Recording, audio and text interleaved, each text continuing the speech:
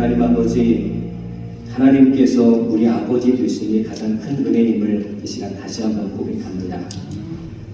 땅의 것을 보면 절망이요 허망함이지만 위의 것을 바라볼 때 비로소 참된 소망을 품을 수 있음을 또한 고백합니다.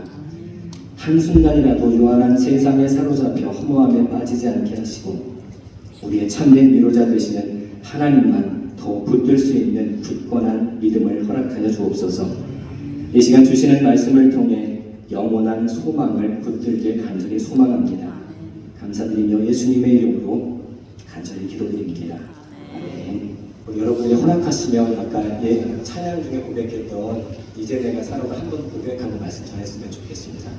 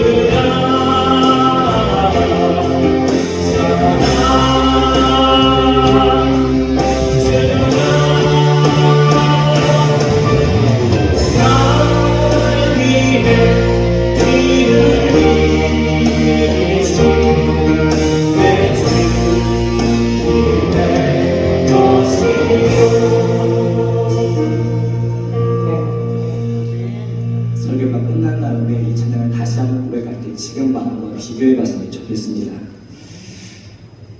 디모데가 이런 말씀을 쓴 적이 있어요. 하나님께서 지으신 모든 것이 선함에 감사함으로 받으면 버릴 것이 없다 라고 말씀했습니다. 그런데 오늘 본문을 포함하는 전도서 본문을 읽기 전에 전도서를 가만히 읽어보면 세상 만사가 다 헛되고 허무해서 나를 부정적인 사람으로 때로는 영세적인 사람으로 몰아가는 것 같습니다. 우리 오늘 본문 말씀 한번 볼까요? 전도서 4장 1절로 3절입니다. 전도서 4장 1절로 3절까지 함께 보겠습니다. 우리 3절 세 구절밖에 안 되니까 한 목소리로 함께 공독합니다. 내가 다시 시작. 내가 다시 해 아래에서 행하는 모든 학대를 살펴보았도다. 보라, 학대받는 자들의 눈물이로다. 그들에게 위로자가 없도다. 그들을 학대하는 자들 손에는 권세가 있으나 그들에게는 위로자가 없도다. 그러므로 나는 아직 살아있는 자들보다 죽은 지 오랜 죽은 자들을 더 복되다 하였으며 이 둘보다도 아직 출생하지 아니하여 해 아래에서 행하는 악한 일을 보지 못한 자가 더 복되다 하였노라. 아멘. 그도 그럴 것이 전도서의 첫 시작은 이렇게 우리에게 선언합니다. 다윗의 아들 예루살렘 왕 전도자의 말씀이라. 전도자가 이르되 헛되고 헛되며 헛되고 헛되니 모든 것이 헛되다. 대부분의 내용이 이렇게 이어지고 있어요. 이런 말씀을 보다 보면 어떻게 살아가라는 거지? 다 헛되다고 말하니 다 무용지물인가? 다 무가치한 건가? 오늘 솔로몬은 모든 인생들이 겪는 불행을 해 아래에서 행하는 모든 학대라고 표현하고 있습니다. 그런 인생들이 당하는 모든 고통과 아픔을 수없이 겪었고 다른 사람들의 짓눌린 삶도 계속 지켜보며 살아왔어요. 1절에서 말씀합니다. 보라, 학대받는 자들의 눈물이로다. 눈물에는 여러 가지 경우가 있습니다. 이산가족이 다시 만났을 때 기쁨과 또 기쁨은 잠시죠. 헤어지면 또 슬픔이 찾아옵니다. 소중한 사람이 세상을 떠났을 때 흘리는 비통한 눈물도 있을 거예요. 또 압제와 억압 속에서 말도 못하고 신음하는 그런 신음 섞인 눈물도 있을 것입니다. 쉼없이 반복되는 고된 삶에 지쳐 남모르게 흘리는 눈물도 아마 있을 거예요. 본문은 이러한 자들에게 참된 위로자가 없다고 말합니다. 있으면 좋을 텐데 없다고 말하고 있어요. 두 번이나 연거푸 강조합니다. 위로자가 없다. 위로자가 없다. 세상 어디에도 인간의 고통과 슬픔을 근본적으로 해결해 줄 자가 없다는 뜻입니다. 반대로 참된 행복과 기쁨을 가져다 줄 자도 세상 어디에 없다는 사실이에요. 그래서 솔로몬은 지금 살아있는 자들보다 오래전에 죽은 자들이 복되다고 말하고 있어요. 더 나아가서 아직 태어나지 않은 자가 더 복되다고 본문에서 말씀하고 있습니다. 10년 넘게 목소리가 나오지 않아서 고생했던 기억이 있습니다. 아무리 목소리를 내고 싶어도 왜인지 목소리가 나오지 않는 거예요. 설교를 전해도 10초 이상 목소리가 진행되지 않습니다. 여러분들은 회복된 상태의 저를 보시니까 상상이 안 가시겠지만 저는 이 자리에 서 있는 게 기적 같은 사람이거든요. 하나님께 그런 원망을 항상 했습니다. 왜 하필 저예요, 하나님? 목사로 만들지 마시지요. 말씀을 전해야 되는 10초단이요. 10초도 많이 쓴 겁니다. 5초도 말을 하지 못했었어요. 현대의학으로는 원인조차 규명하지 못해 없던 대인 기피증까지 생겼습니다. 아무도 만나지 않았습니다. 스스로 피폐해져가는 것을 또 스스로 계속 지켜보면서 12년을 살았던 것 같아요. 물론 저를 잘 아는 주변 사람들도 안타까웠겠죠. 낳아주신 부모님도 친한 지인들도 저 사람 왜 저러지? 다친 게 아닌데 왜 갑자기 저러지? 가장 자신 있던 부분이 가장 열악한 핸디캡이 되었고 그 고통이 10년이 넘어가니 더 이상 살아갈 이유를 찾기 어려웠습니다. 그래서 하나님께 이렇게 고백했어요. 죽음이여 나에게 속히오라. 오늘 밤에 자서 아침에 일어나지 않게 하여 주옵소서. 그런 기도를 매일같이 반복했던 것 같아요. 왜 나를 세상에 태어나게 하셨을까? 왜 목사가 되게 하셨나? 혹시 여러분에게도 끝나지 않을 것 같은 고통과 시련이 있습니까? 왜 내가 이런 고통을 겪어야 하지? 왜 하필이면 나지? 왜 내가 이 시련을 겪어야 하지? 이 질문에 답을 찾지 못하면 평생 참된 평안을 누리지 못합니다. 그래서 우리는 다른 어디에서도 아니라 성경에서 이 질문에 대한 답을 찾아내야 합니다. 고통과 시련의 원인이 여러 가지 이유가 있을 거예요. 사람마다 저마다의 답을 갖고 있습니다. 물론 욥처럼 믿음을 테스트하기 위함도 있지만 성경은 모든 고통의 근본 원인을 죄라고 말하고 있어요. 항상 죄라고 말합니다. 우리가 잘 알다시피 아담의 죄 때문에 세상에 고통이 들어왔고 고통의 극치인 사망이 세상에 들어왔습니다. 하나님의 택함을 받지 못한 자들은 고통 중에서도 하나님을 찾지를 않아요. 왜냐하면 찾는 기능 자체가 없기 때문에 오히려 고통 앞에서 악해지고 독해집니다. 인간적인 수단을 사용해서 어려움을 극복하려고 하지만 성공할까요? 실패할까요? 실패합니다. 왜냐하면 세상에는 참된 위로자가 그 어디에도 없기 때문에 그래요. 그러면 대답하기 쉬운 질문 한번 해볼까요? 누가 나의 참된 위로자일까요? 누가 나의 참된 위로자가 되실까요? 당연하죠. 예수님이시죠.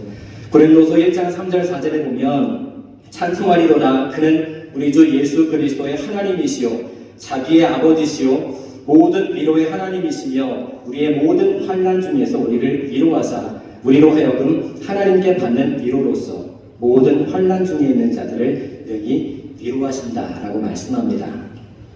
우리의 삶이 이 땅에서 끝이 아닌데 이걸 대부분 인식하지 못하고 삽니다. 마치 천년 만년 살 것처럼 그렇게 살아간다는 거예요. 오늘만 사는 자들이 이 세상에 얼마나 많은지 모릅니다. 당연히 내일이, 다음 주일이, 다음 달이, 내년이 나한테 올 거라고 생각을 해요. 근데 오늘 이 자리에 앉아있는 것은 우연이 아닙니다. 은혜입니다. 하나님이 허락하셨기 때문에 오늘 아침에 눈을 뜰 수 있었던 거예요. 그러나 시간은 우리의 것이 아니라는 걸 인정해야 합니다. 현세의 모든 고통이 끝나는 즉시 다 끝이 아니라 영원한 세상이 시작되기 때문에 그래요. 모든 사람이 죽음을 맞이하지만 그때는 아무도 모르죠. 이 땅에서 천년 만년 살 수 있다면 최고의 가치는 잘 먹고 잘 사는 것이 되어야 할 것입니다. 그런데 현세를 지난 내세가 있기 때문에 우리는 항상 영원한 삶을 의식하고 살아야 합니다. 로마서 14장 8절에 보면 우리가 살아도 주를 위하여 살고 죽어도 주를 위하여 죽나니 그러므로 사나 죽으나 우리가 누구의 것이오다? 방금 고백한 찬양 가사이기도 합니다. 나로 바꿔볼게요. 내가 살아도 주를 위하여 살고 죽어도 주를 위하여 죽나니 그러므로 사나 죽으나 내가 주의 것이로다. 이 말씀이 얼마나 와닿으십니까? 얼마나 와닿으세요? 살아도 주를 위해 살고 죽어도 주를 위해 죽는다. 말씀도 읽기 쉽고요. 찬양 고백도 하기 쉽습니다. 이제 그렇게 사십니까 정말?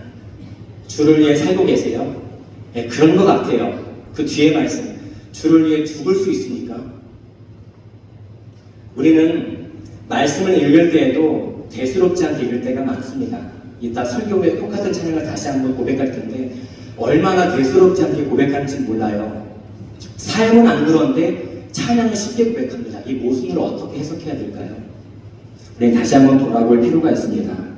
돈이 우상은 아닌가? 자녀가 우상은 아닌가? 내 건강과 단란한 가정이 우상은 아닌가? 때론 통장 잔고와 쏠쏠한 주식이 참된 위로는 아닌가? 가슴에 손을 얹고 나는 지금까지 무엇을 위로로 삼고 살아왔는지 점검해 봐야 합니다. 그런데 돈이나 건강, 또 가족, 자녀는 현세에서나 필요하지 내세에서는 아무 쓸모가 없습니다. 우리에게 영원한 위로를 가져다 주지 못한다는 거예요. 우리가 대답했듯이 주님만이 나의 유일한 위로자 되십니다. 첫사람 아담이 죄를 지어서 인류 가운데 수많은 고통뿐 아니라 극치인 사망까지 끌어들였어요. 그래서 모든 인간은 전적으로 타락한 채 태어납니다. 타락한 주인들이 가진 것이라고는 뭘까요? 하나님의 뜻을 철저하게 배척하고 죄를 적극적으로 지을 부패한 자유의지밖에 없습니다. 그게 모든 인간의 공통적인 특징이에요. 오죽하면 시편 51편 5절은 내가 죄악 중에서 출생하였으며 어머니가 죄 중에서 나를 잉태했다고 고백하고 있어요. 우리는 죄와 싸우기는커녕 죄에 대단히 익숙합니다. 또 죄에 대단히 관대해요. 어린아이들도 죄를 너무나 쉽게 배웁니다. 왜 그럴까요? 부모가 그렇게 사니까요. 보고 그래도 배우는 거 아니겠어요? 집에서 너 하루에 10번씩 거짓말해야 돼? 하루에 2번씩 훔쳐봐. 이렇게 배우는 아이들은 아무도 없을 겁니다. 그런데 자연스럽게 거짓말을 해요. 왜 그럴까요? 모든 인간은 태어날 때부터 그 죄를 가지고 태어나기 때문에 그래요. 태어날 뿐만 아니라 죄 가운데 살다가 대부분 죄의 문제 해결 못하고 세상을 떠납니다. 그런데 감사하게도 하나님은 우리를 멸망하도록 내버려두지 않고 독생자 예수 그리스도를 이 땅에 보내주셨습니다. 예수 그리스도께서 자신의 보배로운 피를 쏟으셔서 우리의 모든 죄값을 대신 지불하셨고 영벌을 당하지 않게 하셨습니다. 이 사실을 믿는 자는 흑암의 권세에서 아들의 나라로 옮겨진다. 성경은 분명히 말씀하고 있어요. 이게 우리가 누릴 수 있는 최대의 위로입니다. 최대의 입양 사건이죠. 예수님은 마태복음 10장 29절 이하에서 이렇게 말씀합니다. 참새 2마리가 한 아사리온에 팔리지 않느냐? 그러나 너희 아버지께서 허락하지 아니하시면 그 하나도 땅에 떨어지지 아니하리라. 너희에게는 머리털까지 다 세신 바 되었나니 두려워하지 말라. 너희는 많은 참새보다 귀하다 라고 말씀하고 있어요. 또 누가복음 21장 18절에서는 너희 머리털 하나도 상하지 아니하리라 라고 말씀하고 있습니다. 두 마리에 5,000원 남짓한 보잘것없는 참새도 성부 하나님의 허락하심 없이는 날다가 떨어지는 일이 없습니다. 성부의 허락 없이는 우리의 머리털 하나도 상하지 않습니다. 성부의 허락이 없이는 우리의 삶 가운데 아무 일도 일어나지 않아요. 그런데 삶의 고통과 시련도 성부의 허락하심을 우리가 알아야 됩니다. 예수 잘 믿었더니 아무 문제가 없다, 뭔가 심각한 겁니다. 우린 다 부자가 돼야 돼요. 다 건강해야 됩니다. 다 잘 나가야 됩니다. 그런데 그런 경우도 있지만 대부분은 더 어려워지는 경우가 많아요. 죄가 많아서 그럴까요? 신앙생활을 잘 못해서 그럴까요? 그런 것만은 아니에요. 하나님은 많은 뜻 가운데 우리에게 고통과 시련을 허락해 주십니다. 고통과 맞닥뜨렸을 때 대부분 왜 하필 나한테? 라고 반응을 합니다. 내가 뭘 그렇게 잘못했길래 나한테 이러십니까? 제 얘기 같네요. 그런데 하나님의 백성들은 원망보다 이 고통이 무슨 뜻을 담고 있는지 알기 위해 말씀 붙들고 기도합니다. 사람은 감정을 가진 동물이라 슬픔 앞에, 고통 앞에 갑자기 기뻐할 수가 없죠. 슬퍼합니다. 비통함도 느껴요. 그런데 거기에 잠식당하면 안 됩니다. 슬픔을 누릴 수는 있지만 성숙한 신앙은 슬픔에 빠져 사는 게 아니라 하나님이 나를 망하게 하시려고 이 고통을 허락하심이 아니라 특별한 뜻이 있어서 허락하신 고통이요 시련임을 즉시 깨닫는 자들이 하나님의 백성들이라는 거예요. 전도서 7장 14절은 말씀합니다. 형통한 날에는 기뻐하고 곤고한 날에는 되돌아보아라. 항상 행복하면 좋겠지만 그렇지가 않죠. 곤고할 때가 분명히 있습니다. 심지어 많아요. 그런 날이. 우리는 되는 대로 살 자들이 아니라 되돌아보며 살아야 할 자들임을 꼭 기억하시기 바랍니다. 사도 바울은 로마서 8장 28절에서 우리가 알거니와 하나님을 사랑하는 자, 곧 그의 뜻대로 부르심을 입은 자들에게는 모든 것이 합력하여 선을 이룬다라고 말씀하고 있어요. 너무나 잘하는 말씀일 거예요. 사도 바울 어떻게 살았을까요? 성경 말씀에 비춰볼 때 고생이란 고생은 다 하고 살았습니다. 죽을 고비도 수차례 넘겼어요. 표면적으로 볼 때 사도 바울은 실패한 것 같습니다. 망한 것 같아요. 억울할 것 같습니다. 그런데 사도 바울은 하나님이 허락하지 않았기에 망한 적이 없습니다. 실패한 적이 없어요. 모든 것이 합력하여 선을 이룬다는 이 말씀은 모든 상황이 하나님의 영광을 향해 움직인다는 뜻입니다. 근데 그 하나님의 영광을 향해 모든 상황들이 내 뜻대로 되지 않습니다. 하나님의 뜻과 내 뜻이 대부분 다르니까. 바울이 당한 현실이 아픔이고 때론 고통이고 실패처럼 보였지만 하나님은 바울을 승리하게 하셨습니다. 이 바울의 삶이 오늘 이 자리에 앉아 계신 여러분의 범사의 응답으로 나타나게 되기를 축원합니다. 성부 성자와 마찬가지로 보혜사 성령 하나님 역시 참된 우리의 위로자가 되십니다. 성령님은 우리를 도우시고 가르치시고 기록된 말씀과 선포된 말씀을 깨닫고 적용하여 열매 맺게 하십니다. 그래서 우리는 성령의 역사를 통해서만 말씀을 받아들일 수 있고 영생에 대한 소망도 가질 수가 있어요. 저 세상 사람들은 자기개발, 직장생활 유령, 대인관계 지침 등을 굉장히 중요하게 생각합니다. 하나님을 의식하는 게 아니라 어떻게 하면 저 상사에게 잘 보일까? 교회도 그런 여지가 많이 있는 것 같아요. 그런데 우리는 세상에 속하지 않고 주님께 속한 자들입니다. 이 세상에서만 살 자들이 아니라 영원한 세상을 살아갈 자들이 바로 저와 여러분이라는 사실이에요. 그러면 하나님이 주시는 참된 위로 가운데 복되게 살고 또 복되게 죽기 위해서는 어떻게 해야 될까요? 첫째로 내가 지금껏 의지했던 것들에 하자할 것 없음을 인정해야 합니다. 지금까지 내가 위로로 삼았던 것들이 하자할 것 없는 무의미하다는 사실을 반드시 깨달아야 돼요. 세상에는 참된 위로가 없죠. 그동안 의지했던 것들이 얼마나 허무한 것들인지 뼈저리게 깨달아야 세상에 대한 애착이 포기가 됩니다.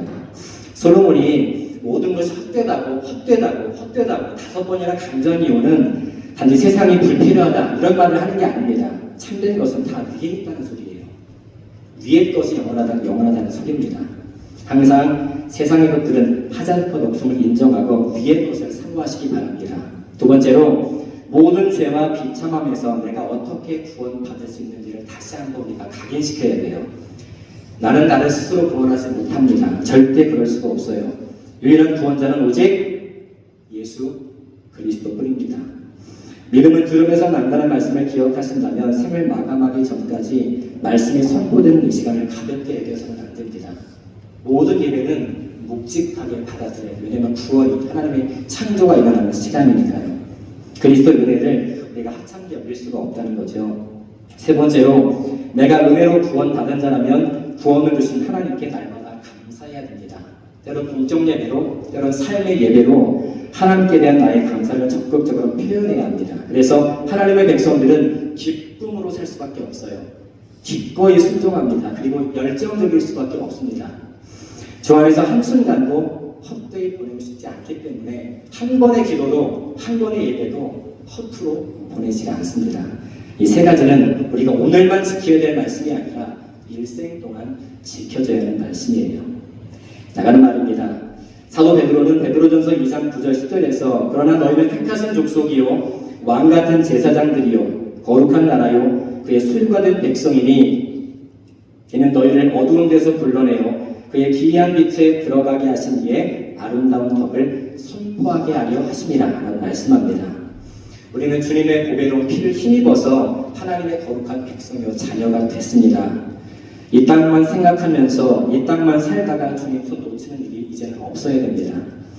더 이상 세상 즐거움과 쾌락 쫓지 마십시오. 세상이 주는 위로에도 더 이상 속지 마십시오. 하나님은 세상의 위로를 끊임없이 기대하는 내가 그 착각에서 벗어날 때까지 수많은 고통과 시련을 계속 허락하실 겁니다.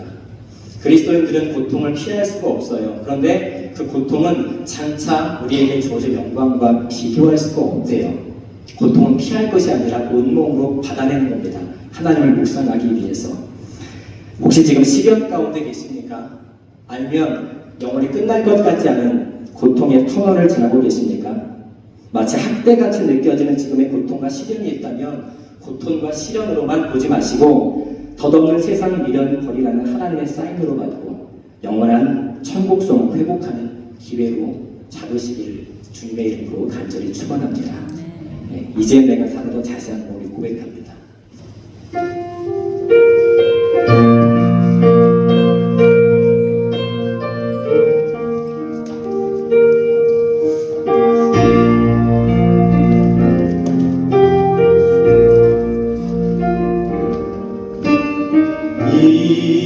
이제 내가 살아 주 위에 살고